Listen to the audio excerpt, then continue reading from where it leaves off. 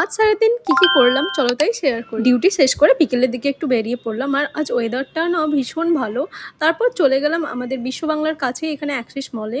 আর recently জুডিওর এই কালেকশনগুলোই actually check করার ছিল, আর এই ড্রেসটা না ভীষণ প্রিটি ছিল। কাল আমার চ্যানেলে একটা জুডিও হল আসছে, তো তোমরা সেটাই চেক করতে পারো। আর আজ তো লাঞ্চ ব্রেকফাস্ট কিছুই করা হয়নি, প্রায় 4টে বেজে গেছিলো, তাই চলে গেলাম ফুড কোর্টে। ওখানে KFC-তে গিয়ে একটু খাওয়া দাওয়া করলাম, আর তারপরে ওখান থেকে বেরিয়ে একটু এদিক ওদিক হয়ে চলে গেলাম ট্রেন্ডস আর বাজার কলকাতার কালেকশন দেখতে। আর রিসেন্টলি না এই চকলেট কালারের প্রতি আমি অবসেসড হয়ে যাচ্ছি। জাস্ট এই ওয়ান পিসটা দেখো, দেখেই পছন্দ হয়ে গেল, বাট আমার না সিমিলার ড্রেস রয়েছে তাই এটা নিলাম না।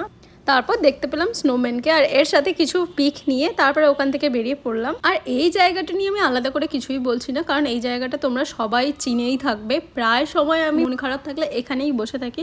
অ্যাকচুয়ালি আমার এখানে বসে থাকতে বেশ ভালো লাগে। তারপর ওখান থেকে নিলাম ভুট্টা। প্রায় 2 ঘন্টা বক বক করতে করতে কখন যে টাইম চলে গেল বোঝাই যায় না। আর এই সেন্ট্রাল মলের সামনে না একটা মেলা বসে, তো আমার অ্যাকচুয়ালি সেখানেই যাওয়ার প্ল্যান ছিল, বাট মেলাটা আজ বসেনি, তো কাল খুলবে। তাই দুজন মিলে চলে গেলাম এখানের এই ফুড স্ট্রিটে। আর এখানের বোবা ড্রিঙ্ক থেকে আমি নিয়েছিলাম মোকা চকলেট আইসড কফি, আর নিয়েছিলাম লেমন মোহিতো, যার কস্ট অ্যারাউন্ড 250 ছিল, বাট টেস্ট ওকে ওকে ছিল, মানে ওই ওয়ান টাইম ট্রাই করার জন্য ঠিকঠাক। তারপর 8টা নাগাদ রুমের দিকে রওনা দিলাম। ব্যাস এই ছিল আজকের দিনটা।